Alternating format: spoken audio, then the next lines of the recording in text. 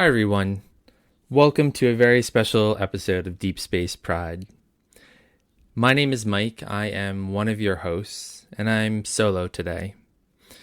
It's Pride Month, and for some people out there, they ask and wonder, why do we need a Pride Month?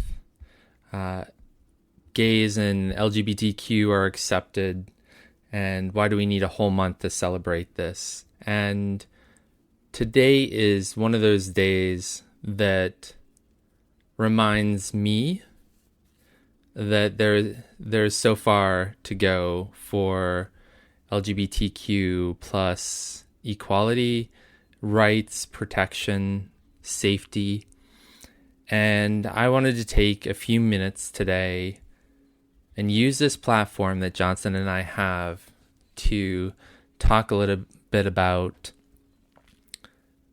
a horrible tragedy that happened 5 years ago that many people won't think of today, but it is part of our LGBTQ plus history, and I have a very specific remembrance of it as well. I was not there, but 5 years ago on this day, June 12th, in 2016, at 2 in the morning, 49 LGBTQ plus people at Pulse Nightclub in Orlando, Florida, were murdered in one of the worst mass shootings in America's history. And 50 others were seriously wounded in that event. And I was coming home last night and was reminded of this day and this night by a video of someone I follow on Instagram. And I'll get to her in just a minute. But I woke up on this day 5 years ago to a New York Times news flash that basically said that 49 people have been murdered in a nightclub, in a gay nightclub in Orlando, Florida. And I was stunned. And literally, that was the first thing that I saw on that day 5 years ago. And probably within 15 to 30 minutes, I got a text from my sister asking me if I was okay. Now, I and of course I was. I wasn't in Florida at that time. I visited there many times, and I'd never been to the Pulse nightclub, but it was remarkable for my sister to reach out and ask me if I was okay, thinking perhaps maybe I was there. And so that sticks with me even 5 years later. And obviously that is just a small reminder of the enormous tragedy that happened. And I think it's really important that people out there, especially in our Star Trek community, but even beyond, need to know that these horrible things happen, and that even though we believe, and I hope that I believe in infinite diversity and infinite combinations, IDIC, which is a Star Trek totem, that you would care about this too. And if you weren't aware of this is my opportunity as a podcaster to share that with our audience. And hopefully you'll take a moment out of your day and listen to this next little bit that I'm about to share. So I was coming home last night, and I follow this amazing queer Muslim woman on Instagram. Her name is Blair Imani, and you can follow her at BlairImani on Instagram. She's an educator, a historian, author, influencer. She's just an amazing all-around person who brings light to a lot of issues in our world, especially in the LGBTQ plus community. And I encourage you all to follow her because I think she's amazing to learn from and listen to. But she put out a Instagram TV, an IGTV video yesterday, giving space to Brandon Wolf, who is a survivor of that shooting, of the Pulse nightclub shooting 5 years ago. And he lost one of his best friends, Drew, in that shooting. And she gave him the platform, her platform, which is very large. She's got over 400,000 followers. And she gave him this platform to share a little bit about his story, a little bit about Drew, and how rather than just giving prayers and consolations and thoughts and all of that to people who are suffering, he gives a very pointed and very straightforward way to act. And it's by donating to this fund that he set up in honor of his friend. But there are many other LGBTQ plus groups out there that can use your donations, and that's a way to act and to give back. And I'm making a donation to the Drew Fund, and I hope that some of you out there will as well. But I am going to share with you the audio of this Instagram video, and I've reached out to both Blair and Brandon to get permission to do this. They have not gotten back to me. I mean, obviously it's the anniversary, but I thought that it's out there. Hopefully they won't mind. There's nothing, I'm not trying to take any credit for any of this. I am simply sharing this to give you all a little bit of perspective on why Pride Month is important and why we still need it, and just bringing light to this tragic event that happened, and hoping that through our actions, even as part of the Star Trek community, that we make sure that this doesn't happen again. And unfortunately, we're in a bad space in this country, in America, where mass shootings are happening virtually every day. But this one is one of the largest. 49 LGBTQ people were killed. And here's the story about just one of those 49 survivors. One of the 49 killed by one of the survivors. And so please listen as you hear Blair give a brief introduction on the events of that night, and then listen to Brandon talk about his experiences and his best friend, Drew.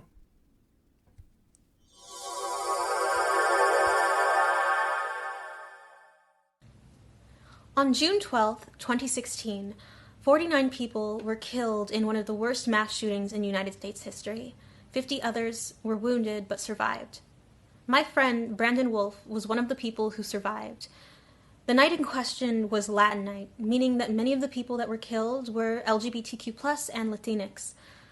This was a dark day in our history as the LGBTQ+ community. I remember what it was like. A few years ago, I connected with Brandon Wolf. I didn't know it would be like to connect as a queer Muslim and somebody who survived the Pulse nightclub shooting, but the fact is that while media tried to turn us against each other, we have more in common.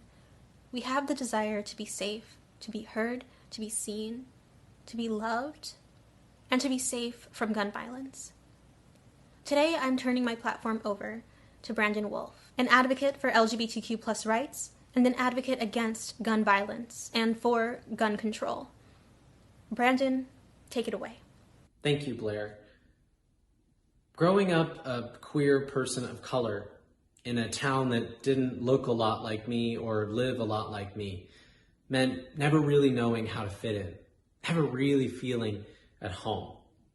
I wanted so badly as a kid to find a place that valued me accepted me, loved me, a place where I could belong. It was that search for belonging that brought me to Orlando, Florida so many years ago with nothing more than 2 suitcases and a heart full of optimism. I was 3,000 miles away from home, but I found the place to belong. I found that belonging in the safe spaces we carved out for one another. My favorite table at a bar, the local LGBTQ center. I found it in places like Pulse Nightclub. And I found love and acceptance in my new chosen family. I'll never forget the first time I met my best friend, Drew. The date we were on was supposed to be blind, but admittedly, I Instagram stalked him sufficiently beforehand. He was remarkable. He was all the things that I didn't think I deserved to be as a young person. He was queer, he was out, he was proud, he was unapologetic and authentic. Drew was the first person to challenge me to be the very best version of myself. He was the one who would ask me why I believe the things I believe in the world. Drew was the first person that taught me it's okay to love me for me. June 11th of 2016 is what we refer to as the last normal day in this community. By all accounts, it was normal. It was laundry day. I was knee-deep in socks and underwear. I spent the afternoon by the pool, and when evening came, I did exactly what I ordinarily did. I texted my best friends and asked if they wanted to get a drink. They got to my apartment a little late. We listened to the same playlist we always listened to, made the same drinks we always made, and when it came time to choose the venue for the night, we just picked the club that was closest. We had been to Pulse 1,000 times. We could have navigated it with our eyes closed. It was a safe space for people like us. It was the first place I went where I could hold hands with someone I had a crush on without looking over my shoulder. I could wear my skinniest pair of jeans and not worry that someone would say something homophobic to me. That night was ordinary. The line was long, the club busy. We went to the same bartender we always went to, danced in the same spot we always danced in. And Drew, who had a master's degree in clinical psychology, would give you free therapy sessions on nights like that. So we went to our ordinary spot on the patio, and he started to talk about life and love. He talked about how frequently we let the little things get in the way of how much we have in common. He talked about how he wished that more people could see past the small obstacles into the bigger picture of humanity. And just as he ordinarily did, he draped a long, gangly arm over my shoulder and he said, "You know what I wish the world did more? Is tell each other that we love each other." The most ordinary of nights for us became extraordinary in an instant. I remember that conversation so vividly because it's the last one I got to have with Drew. Just a few moments later, a man filled with hate and armed with a weapon of war charged in the front door of Pulse, and he murdered Drew. And Drew's partner won, and 47 other, mostly LGBTQ people of color. I didn't know what heartbreak felt like until that moment. A chosen family had been stolen from me. When you lose someone you love so deeply, fear is one of the emotions you experience. You're afraid that you'll forget them. So you listen to old voicemails 100 times so you don't forget the way their voice sounded. You save that t-shirt they used to wear so you don't forget how they smelled when they walked in the room. You watch old videos over and over again so you never forget that funny way they walked. I had all of those fears. But with Drew, it was more. For me and my friends, we were afraid that the world would never get to know Drew the way we knew him. The Drew who challenged us to rise above. The Drew who taught us to love ourselves unapologetically. Who would teach the next generation of queer young people to just be themselves? That's why, as we gathered around a kitchen island drinking one of Drew's favorite bottles of wine, and we started to talk about what a legacy for him would look like, the answer was very obvious. We would do exactly what Drew would be doing if he was still here, creating spaces for young people to be themselves. For the last 5 years, the Drew Project, the project we formed at that little kitchen island, has done the work that Drew would be doing if he'd made it out that night. We sponsor and establish LGBTQ student groups across the country. We authored the nation's most comprehensive guidebook so they can be productive when they're together. And as of this year, we've given over $100,000 in college scholarships. We call them the Spirit of Drew Awards to aspiring queer leaders who are already changing the world. 6 days after the shooting, we had a funeral service for Drew. I was a pallbearer that day, and I struggled so much to get his casket down the aisle because I didn't want to let go of my best friend until I'd found the right words to say goodbye. When we got to the front of that church, I made him a promise that I would never stop fighting for a world that he would be proud of. As we mark 5 years since the tragedy that stole Drew and Juan and 47 others from us, I'm offering you a challenge. I need your help to make good on that promise.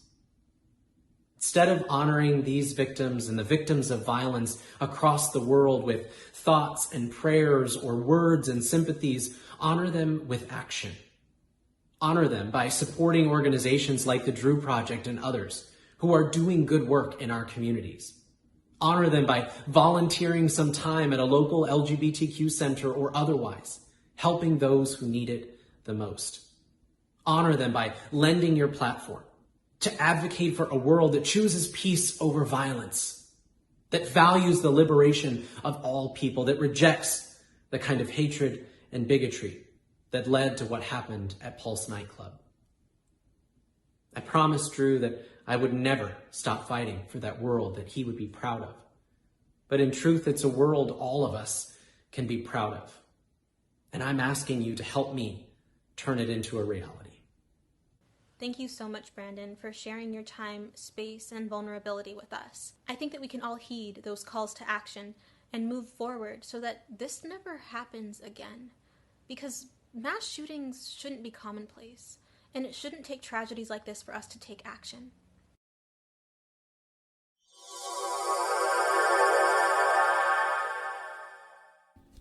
Thanks everyone for listening. If you'd like to find out more about this and possibly donate, which I would encourage you to do, please go to thedrewproject.org. That's the drujproject.org/donate. Even every little bit would help, and I hope that you'll join me in donating to this cause during Pride Month. And if you want to follow Blair or Brandon on Instagram, I would highly encourage you to do that. Again, Blair's tag on Instagram is Blair, BLAIRIMANI. And you can follow Brandon Wolf at Brandon, BRANDON, J Wolf, WOLF. Please go and follow these amazing LGBTQ plus community leaders. They have inspired me. They continue to inspire me, and I want to share their story and do many more things like this, especially with this great platform of podcasting that Johnson and I have at Deep Space Pride. So thanks everyone for listening. Please hold your family and your friends and your kids and all the people you love close and tell them that you love them, because we never know when tragedy might strike. And also, as a Star Trek fan, let's all embody infinite diversity and infinite combinations in whatever way possible, in every way possible, and make Gene Roddenberry's vision come to life, hopefully much sooner than the 23rd century. Thanks everybody for listening. We'll be back next week with a regular episode. We're talking about Sub Rosa, and I hope you'll comment and share this podcast with people who you think could benefit from it. Thanks everybody for listening. Have a great weekend, and we'll talk to you soon.